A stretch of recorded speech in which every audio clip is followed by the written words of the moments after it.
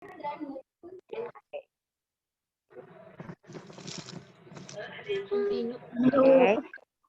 Bu Eci akan share screen-nya dulu ya.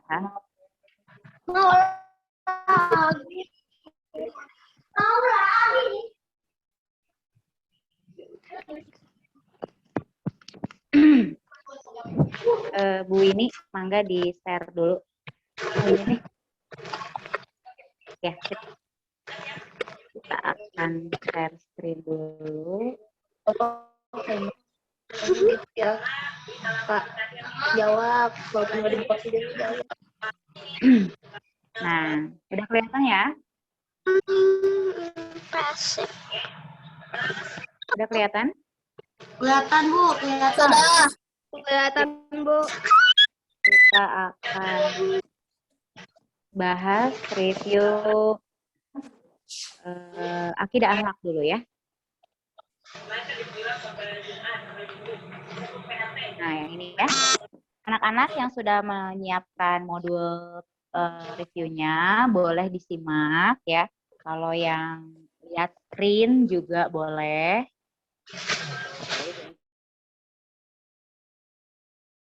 Kita akan mulai kita bahas review materi akidah akhlak kelas 3.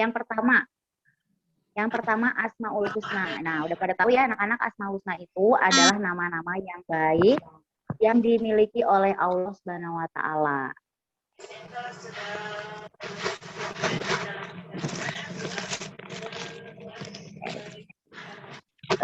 Jumlahnya ada 99 ya.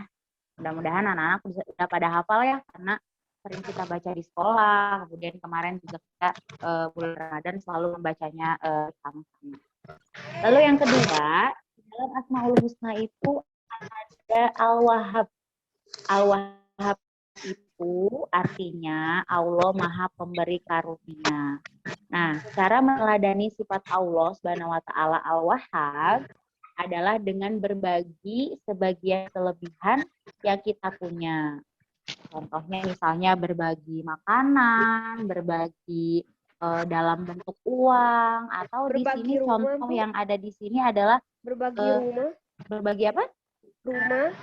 Berbagi rumah boleh. Ilmu, berbagi ilmu, Bu. Nah, di sini bagi yang mempunyai ilmu, kita bisa mengajari teman yang belum paham tentang suatu hal. Jadi kalau misalnya cara meneladani sifat Al-Wahhab itu banyak ya. Cuman di sini diberi contoh yang punya ilmu, maka caranya berbagi ilmu dengan temannya. Gimana berbagi ilmu itu? Mengajari teman yang belum paham tentang sesuatu, maka diajari oleh temannya juga gitu. Atau misalnya aku punyanya uang, boleh berbagi uang. Aku punyanya makanan, boleh berbagi makanan. Gitu. Kalau yang punya ilmu boleh juga berbagi ilmu. Kemudian yang ketiga, Ar-Razzaq. Ar-Razzaq itu artinya Allah Maha Pemberi rezeki. Coret-coret nih, Mega ya. Mega siapa?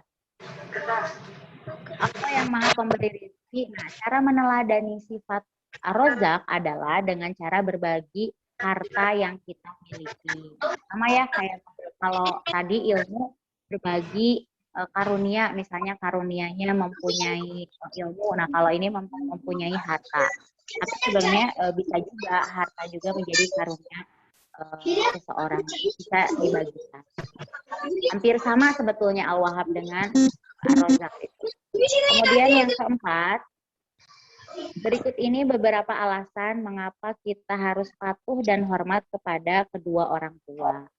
Yang pertama, karena orang tua yang melahirkan kita. Kemudian yang kedua, beliau berdua mengasuh anaknya sejak bayi hingga dewasa. Dan yang ketiga, doa orang tua kita selalu tercurahkan untuk keberhasilan dan kesuksesan anak kita. Kesuksesan kita, maaf ya. Kemudian yang kelima, beberapa cara menghormati orang tua ya. Ada di sini ada menuruti perintahnya selama tidak menentang dengan agama. Kemudian berbicara yang sopan kepada beliau Lalu yang ketiga,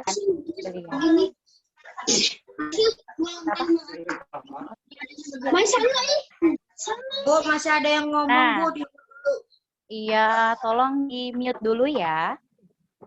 Boleh mic-nya di mute dulu. Jadi biar teman-temannya juga lebih fokus. Nanti kalau ada yang mau ditanyakan setelah Bu Eci menjelaskan, baru boleh dibuka mic-nya, oke? Oke, terima kasih. Selanjutnya, yang nomor 6 ya. Contoh taat kepada Allah. Nah, kepada Allah itu banyak banget ya cara taat kepada Allah. Nah, di sini contohnya adalah melaksanakan sholat di awal waktu dan lebih utama jika dilaksanakan secara berjamaah. Yang paling pertama sholat. Kenapa? Karena nanti di hari kiamat, di akhirat yang pertama ditanyakan adalah sholatnya.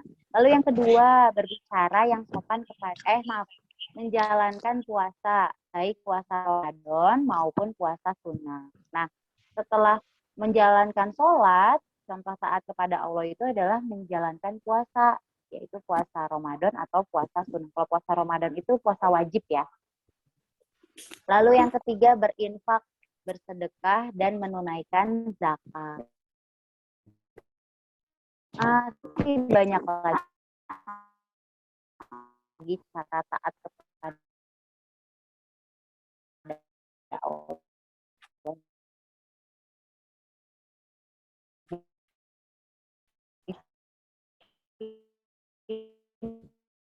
Ini hanya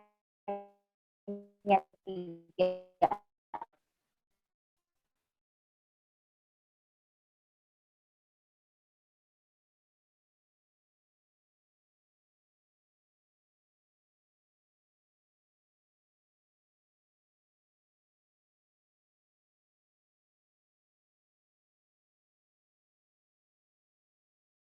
Subhana rabbiyal azim. Lalu yang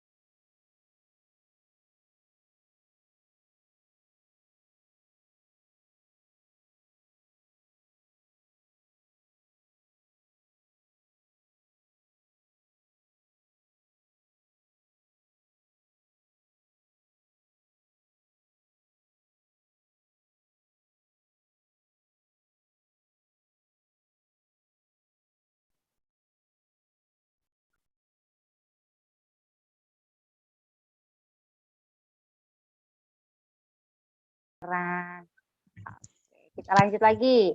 Kita ulang lagi dari Al-Kabir ya. Al-Kabir artinya maha besar. Al-Kabir adalah salah satu dari Asmaul Husna yang berarti Allah maha besar. Contohnya, sifat Al-Kabir adalah diciptakannya matahari yang sangat panas. Nah, seorang hamba yang meneladani sifat Al-Kabir, dia akan selalu menghadirkan kebesaran dan keagungan Allah dalam kehidupannya. Ia akan selalu berusaha untuk menghilangkan sikap sombong atau takabur. Karena tidak ada yang lebih besar daripada Allah. Jadi orang itu nggak boleh sombong. Karena yang paling besar, yang paling hebat itu hanya Allah. Lalu yang ke-9, nama-nama surga. Itu ada surga Firdaus, ada Naim, Ma'wa, Darussalam, Darul Muqamah, Al-Makomul, Al-Makomul Amin, kemudian Khuldi, atau Janatul Khuldi ya, bisa disebut Janatul Khuldi. Jadi nanti kalau misalnya ada pertanyaan, sebutkan nama-nama surga. Nah, ini kalian hafalkan nama-nama surga ya. Ya surga Firdaus, surga Darussalam, dan surga yang lain. Kemudian yang nomor 10, nama-nama neraka. Nah, kalau tadi nama-nama neraka. sini juga ada tadi nama-nama surga, sekarang nama-nama neraka. Ada neraka jahim,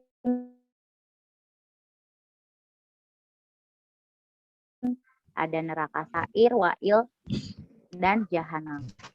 Kenapa ya disebut ada nama-nama surga dan nama-nama neraka? Nah, nama-nama surga tadi itu tergantung levelnya amalan-amalan manusia ketika di dunia. Sama neraka juga kenapa ada nama-namanya itu juga sama, tergantung levelnya orang-orang di dunia. Misalnya dosanya sangat besar gitu ya, nanti masuk ke neraka jahanam, pokoknya banyak ada ketentuannya. Tapi nanti yang kita pelajari saat ini hanya nama-namanya saja gitu. Kemudian yang ke-11, Nabi Ismail. Nabi Ismail adalah contoh anak yang berbakti kepada orang tua. Ayahnya bernama Nabi Ibrahim, kemudian ibunya bernama Siti Hajar. Lalu Nabi Ismail dengan ikhlas mau disembelih oleh ayahnya, asalkan perintah dari Allah. Ini cerita tentang Nabi Ismail ya. Jadi kalau misalnya ada pertanyaan siapa nama ibu bapaknya Nabi Ismail, jawabnya Nabi Ibrahim. Ibunya Siti Hajar. Apa Nabi Ibrahim mau disembelih? Karena itu perintah Allah. Gitu ya. Tolong yang coret-coret nanti dulu ya. Oke, dari materi akidah akhlak nih, ada yang mau ditanyakan nggak? Boleh open mic dulu. Kalau ada yang mau ditanyakan. Tidak ada, Bu. Tidak ada untuk Bu. ditanyakan. Oke, hebat. Berarti udah pada paham ya. Kenapa? Kapan masuk sekolah? Oke, itu pertanyaannya di luar akidah akhlak ya. Nanti Iya, kalau ada kapan info kita masuk sekolah, Bu? Kapan? ya, nanti kalau ada info kapan masuk sekolah nanti diinfokan pastinya ya. Oke, kalau tidak ada pertanyaan tentang akidah akhlak, kita lanjut ke materi selanjutnya ya. Nanti kalau tentang kapan sekolah nanti diinfokan lagi oleh wali kelas. Oke. Sekarang review materi Al-Qur'an hadis. Yang pertama ada surat Al-Falaq. Surat Al-Falaq disebut Al-Falaq itu diambil dari kata Al-Falaq yang terdapat pada ayat pertama. Ayat pertama, Qul a'udzu birabbil falaq. Nah, surat Al-Falaq itu diambil dari ayat pertama yang artinya adalah waktu subuh dan terdiri dari 5 ayat. Ya, kalau kalian yang sudah lulus level 1 nih, karena Al-Falaq itu ada di level 1, pasti sudah hafal Al-Falaq. Insyaallah kelas 3 semua udah lulus ya. Ya, hebat, udah lulus level 1-nya ya.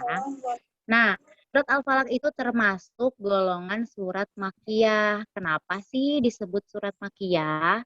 Karena surat ini diturunkan di atau karena diturunkan sebelum Nabi Muhammad SAW hijrah ke kota Madinah, maka diturunkan di Mekah, sehingga nama suratnya adalah surat Makkiyah.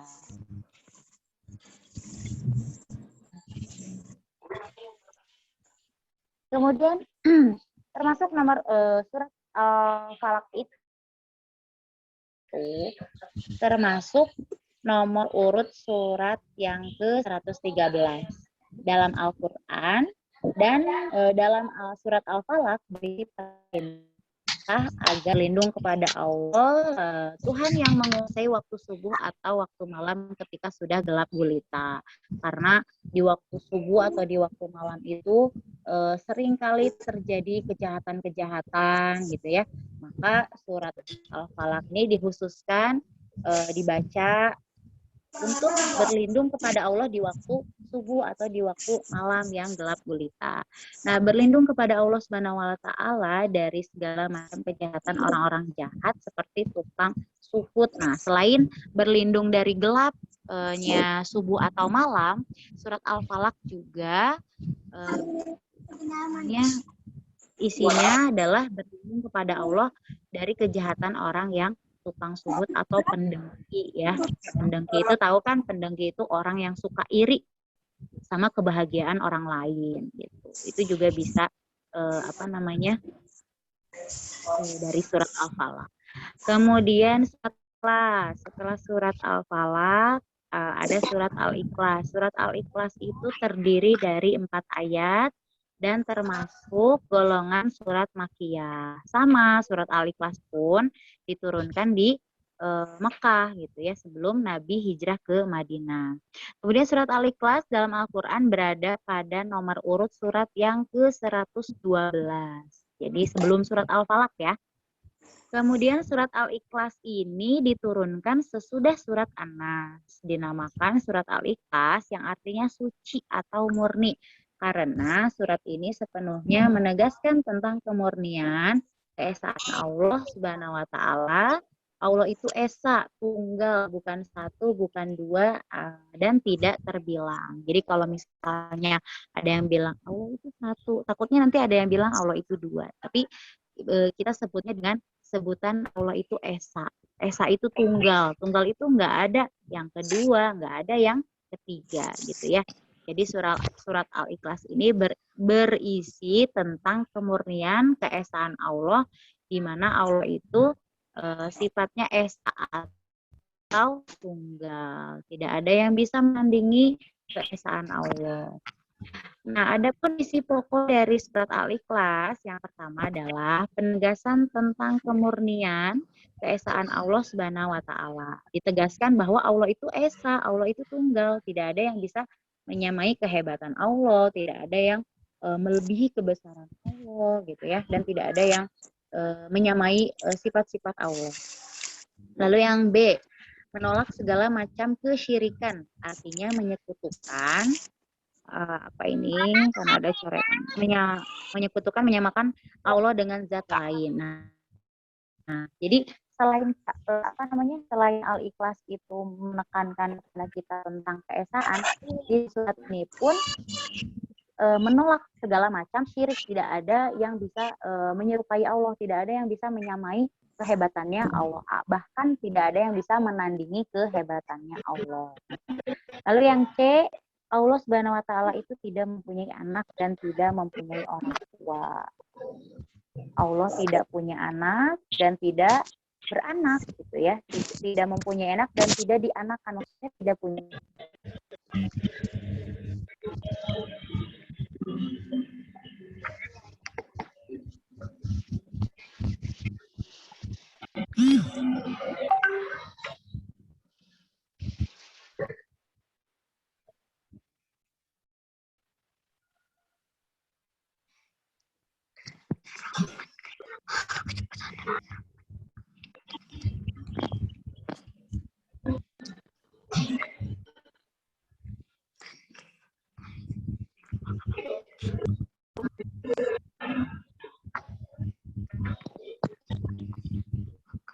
Hello, my name. Saya dari Oyang Manyais. Halo, ini mau main saya datang dari jauh-jauh di Indonesia.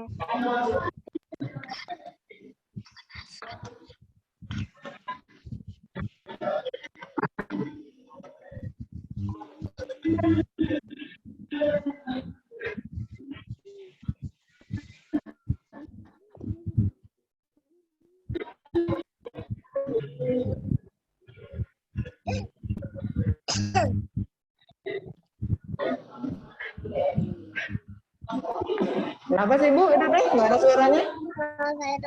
Oke, anak-anak tunggu ya. Bu Eci keluar sendiri dari Zoom meeting kita pagi hari ini. Kita tunggu ya. Pakai yang HP-nya Bu ini aja gitu. Udah pakai HP yang lain. Ya, Bu Eci udah masuk lagi. Pakai HP Maaf ya. Tadi keluar sendiri. Bu Eci share lagi ya. Tadi keluar sendiri, tadi udah sampai mana ya? Bu ini aja kali yang share ya?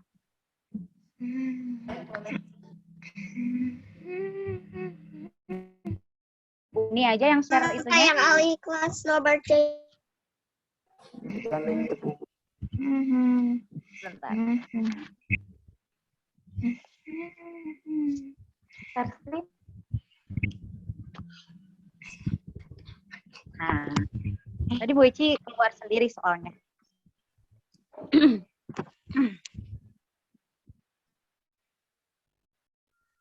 Oke. Yang ini Bu ini apa? Quran hadis? Hadis.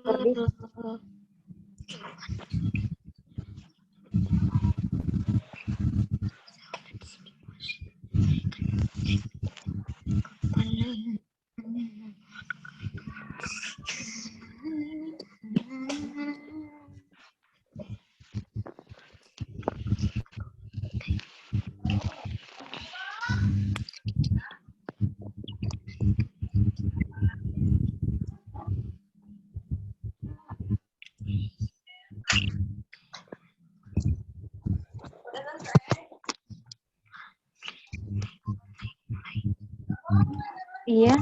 Ibu udah selesai.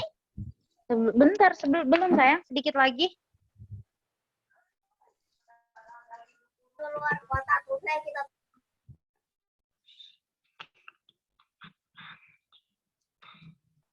Belum.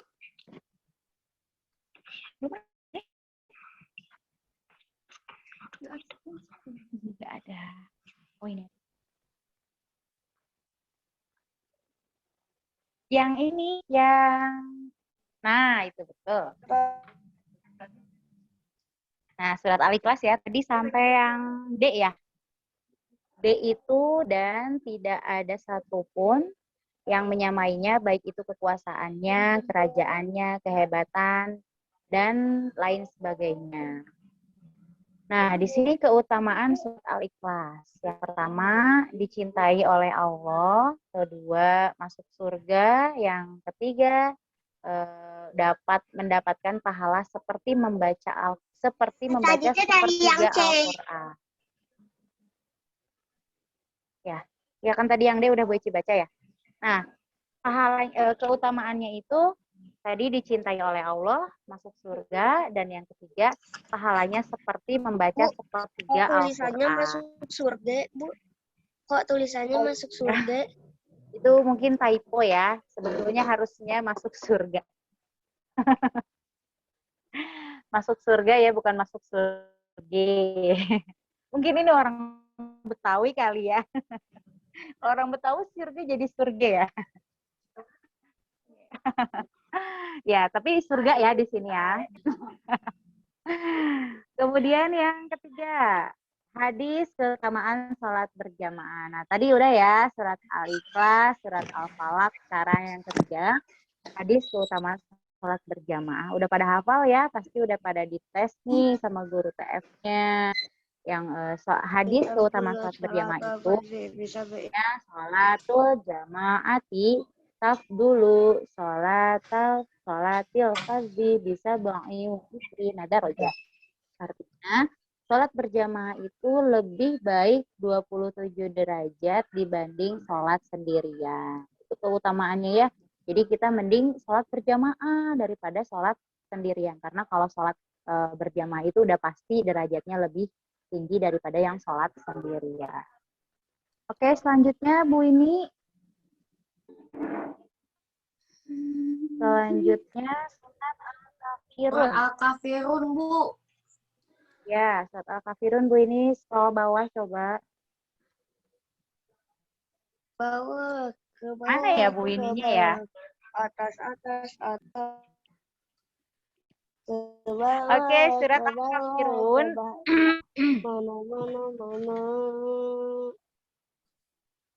Nah, surat Al-Kafirun itu terdiri dari 6 ayat.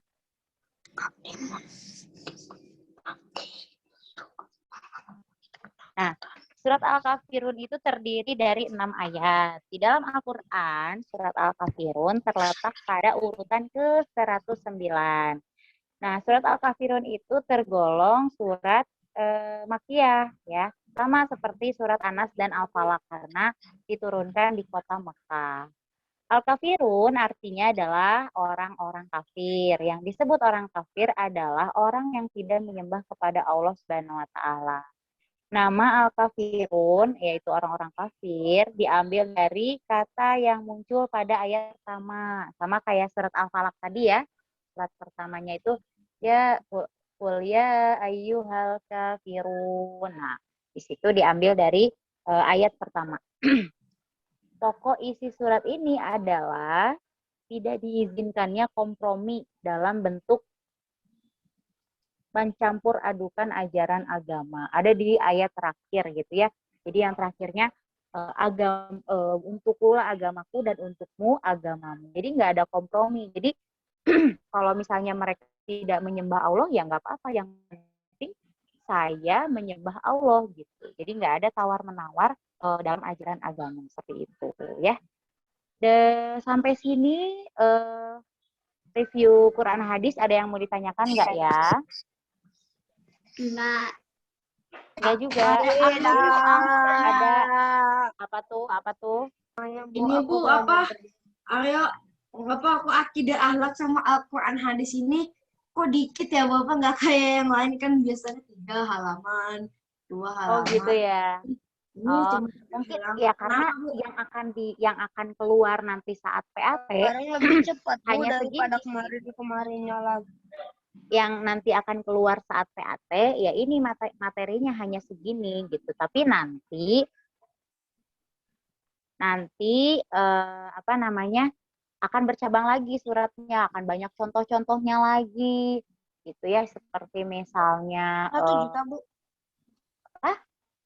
1 juta itunya. Apanya 1 juta? Oh ya enggak 1 juta. Jadi nanti kalian tetap harus mempelajari lagi modul-modul sebelumnya, kemudian reviewnya juga gitu ya. Jadi kalau namanya review itu